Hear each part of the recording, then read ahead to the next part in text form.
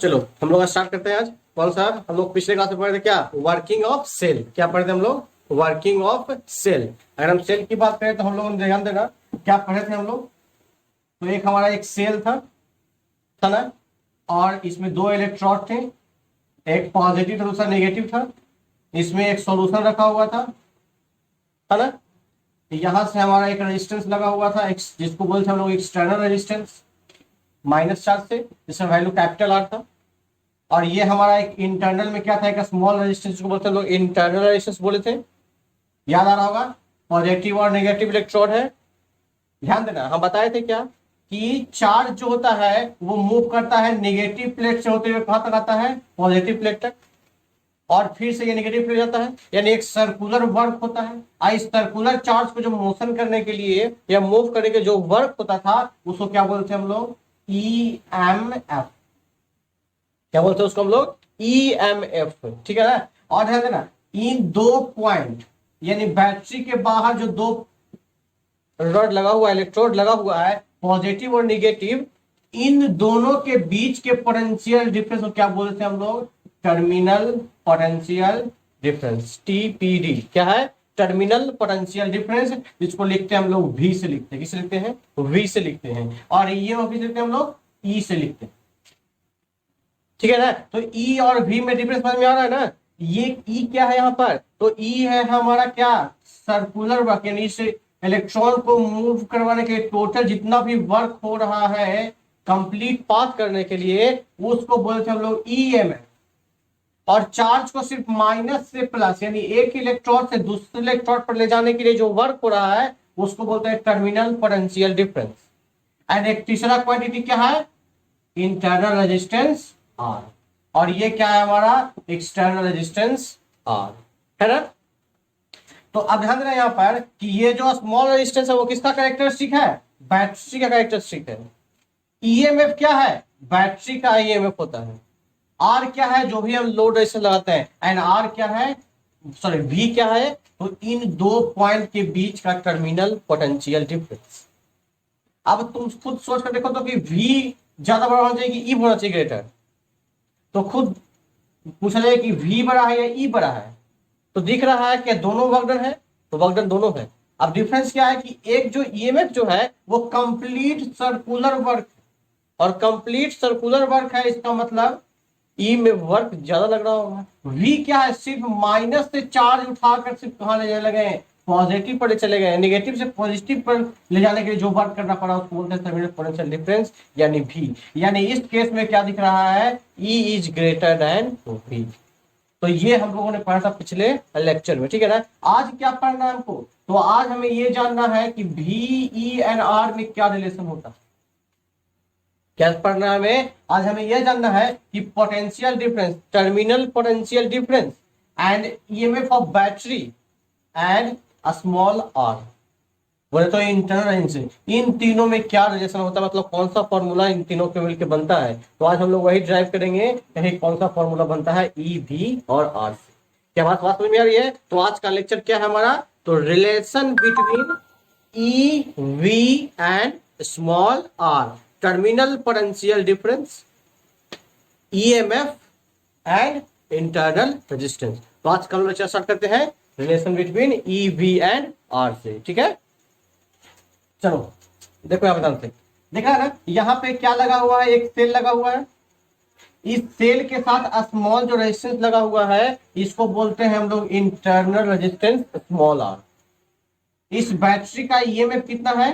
E। Internal resistance कितना है? R।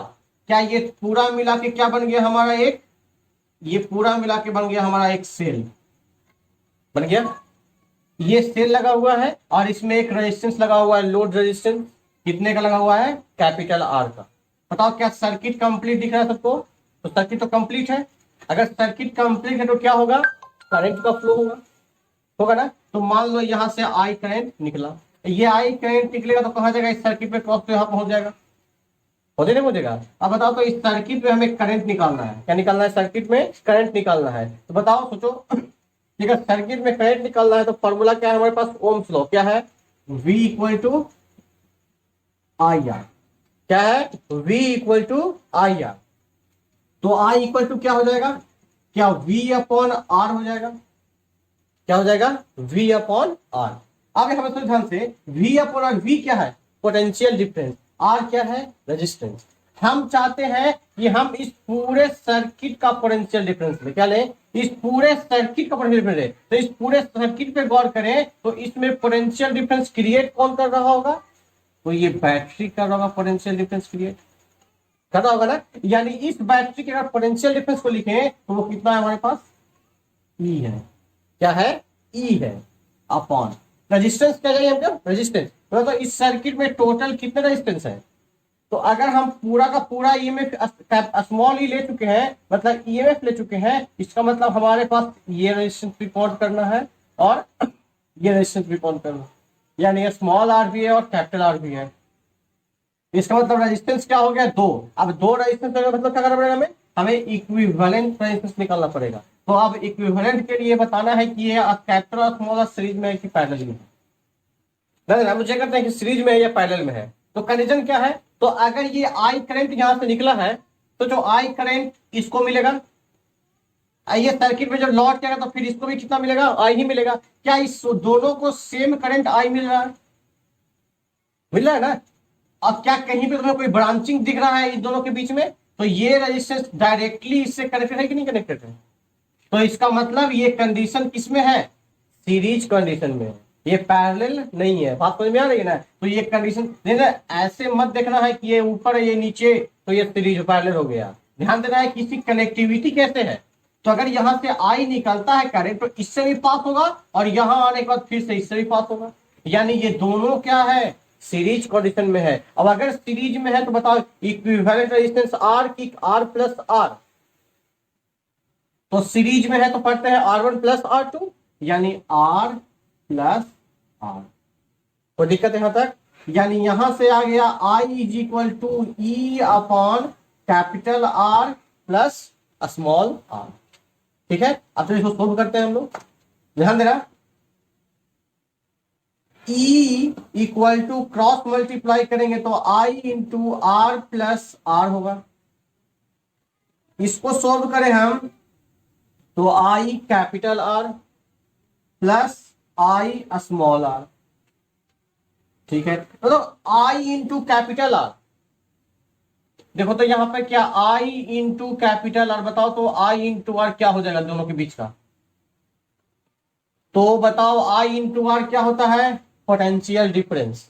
अब बताओ तो ये पोटेंशियल डिफरेंस क्या एक रेजिस्टेंस के बीच में है कि नहीं है, यानी इन दोनों के बीच का पोटेंशियल डिफरेंस भी है, कितना है आई आर, यानी आई आर के जगह पे क्या लिख सकते हैं हम लोग भी लिख सकते हैं। तो हो गया E equal to V plus I R, V plus I R. अब ध्यान देना V को हम इधर रिप्लेस करते हैं, then V equal to E minus I R, क्या बन गया हमारे पास V equal to E minus I R, where V क्या है हमारा टर्मिनल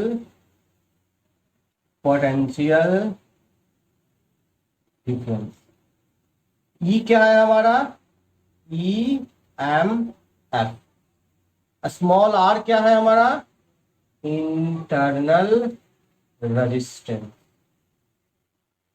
इसका मतलब कि हमारे पास रिलेशन आ गया कि टर्मिनल पोटेंशियल डिफरेंस जो होता है, मतलब बैटरी के दो इंड के बीच का जो पोटेंशियल डिफरेंस होता है वो होता है बैटरी का EMF minus current into internal resistance. यानी अगर क्वेश्चन में कहीं पर बैटरी का ईएमएफ दिया हुआ है, करंट दिया हुआ है, इंटरनल रेजिस्टेंस दिया हुआ है, तो हम क्या कर सकते हैं उसका टर्मिनल पोटेंशियल डिफरेंस कैलकुलेट कर सकते हैं। इसे ध्यान देना, टर्मिनल पोटेंशियल डिफरेंस और ईएमएफ के बीच में रिलेशन होता है V equal to E minus I R. बात समझ में आ रही है। अब बताओ तो हाँ, खुद देख कर बताओ तो क्या V बड़ा है या E बड़ा है, कौन सा ग्रेटर है इसमें, तो V terminal potential difference greater है या ईएमएफ ग्रेटर है।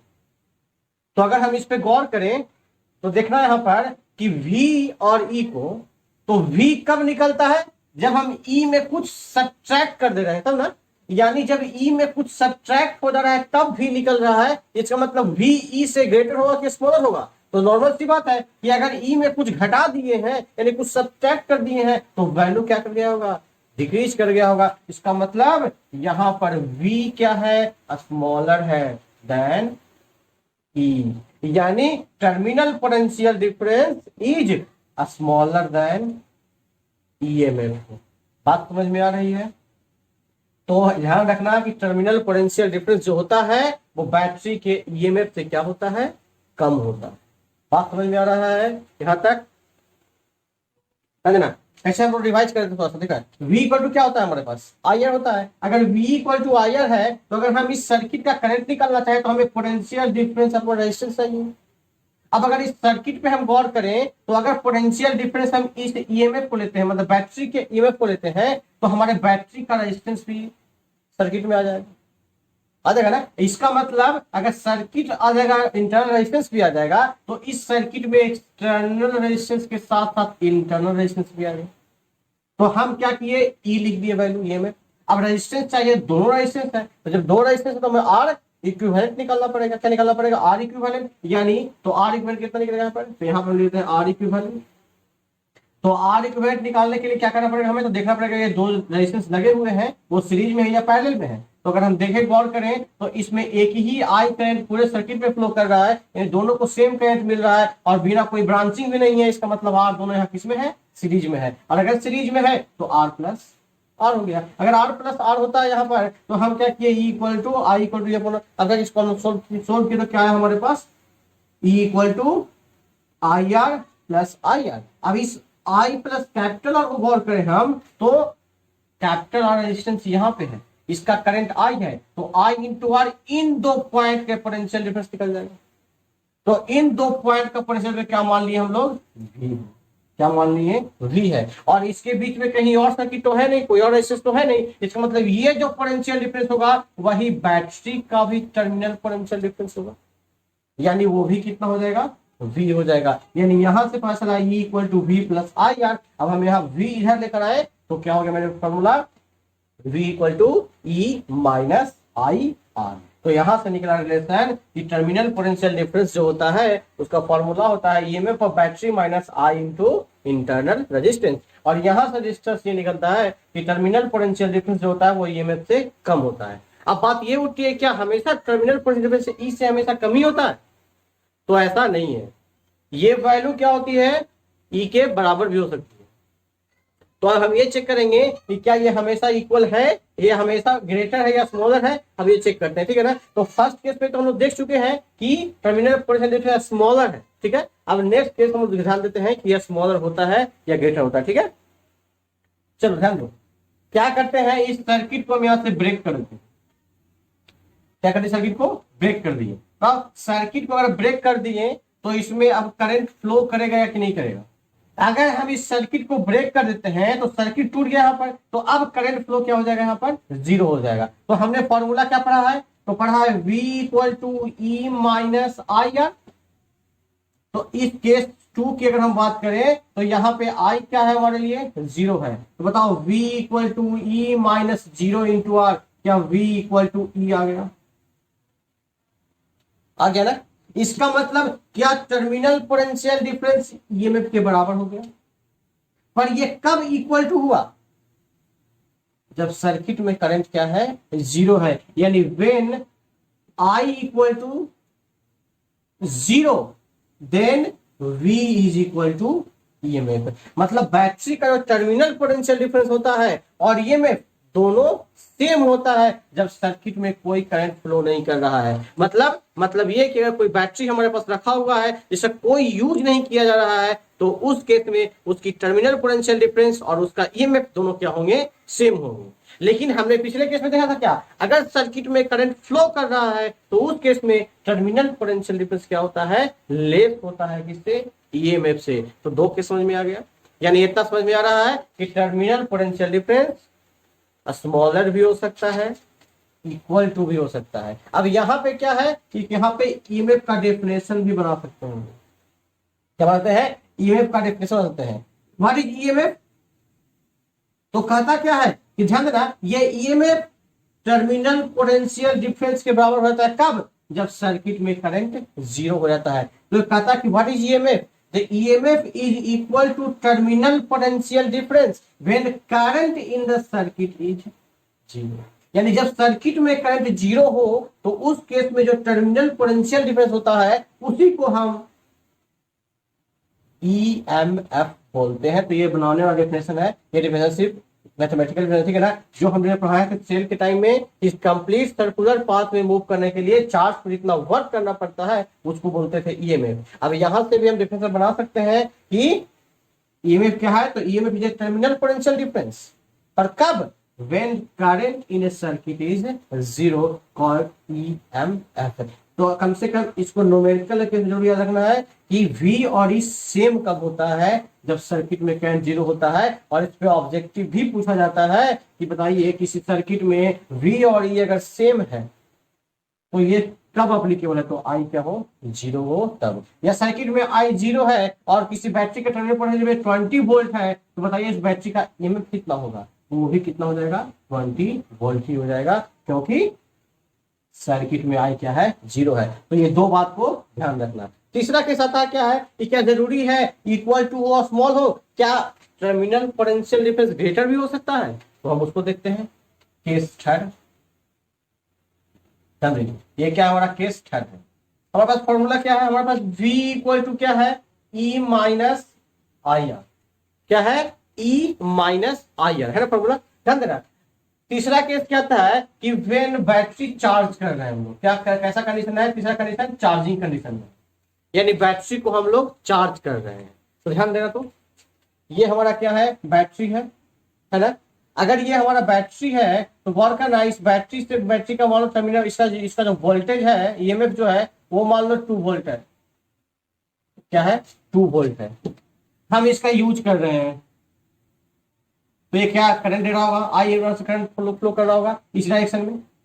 हम चाहते हैं कि ये बैटरी चार्ज होना शुरू हो जाए। क्या होना शुरू करे? चार्ज। तो जब चार्ज होना शुरू करे, इसका मतलब जो ये करंट बाहर की ओर दे रहा है, हमको करंट कहां भेजना पड़ेगा? इसके अंदर भेजना पड़ेगा। बात समझ रहा है? यानी करंट के डायरेक्शन को अपोज करना पड़ेगा, उल्टा करना पड़ेगा। यानी कि समझो ये करंट बाहर दे रहा था, इसका मतलब इस समय इस केस में ये बैटरी क्या है? पावरफुल है, यानी हाई पोटेंशियल पर है, इसीलिए क्या कर रहा है? ये करंट बाहर की ओर दे रहा है। अब अगर हम चाहते हैं कि इसमें जो भी रिएक्शन हो रहे हैं वो उल्टा हो जाए, अपोजिट हो जाए, तो ये कब संभव है? जब बाहर से कोई स्ट्रॉन्ग फोर्स लगा है उसके ऊपर।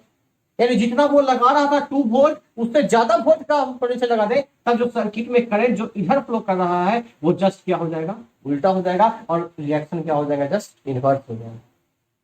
यानी कि जब भी केस चार्जिंग का होता है तो जो डायरेक्शन जो फ्लो है वो जस्ट क्या होता है? रिवर्स हो जाता है। अब अगर डायरेक्शन रिवर्स हो जाएगा तो बताइए कि इस केस में करंट पॉजिटिव है तो दूसरे में क्या हो जाएगा? जस्ट निगेटिव हो जाएगा। और नेगेटिव हो जाएगा आई, बताओ आई नेगेटिव और नेगेटिव क्या हो जाएगा? नेगेटिव नेगेटिव पॉजिटिव हो जाएगा। तो फॉर्मूला क्या हो जाएगा हमारे पास? V equal to E plus I.